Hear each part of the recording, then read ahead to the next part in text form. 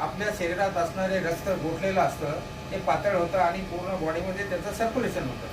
त्यामुळे जिथं रक्त जात नाही तिथं आपले पाय दुखतो, गुडघा दुखतो.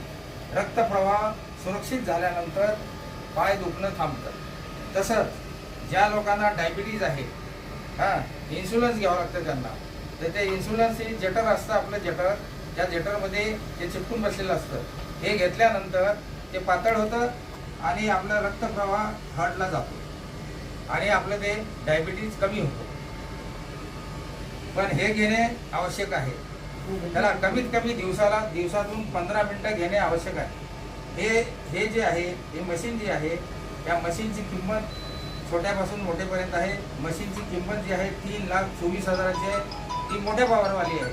त्याच्या मीडियम पॉवरची जी आहे ती आहे 70,000ची आणि छोटी जी पॉवर आहे ती आहे 32,000ची.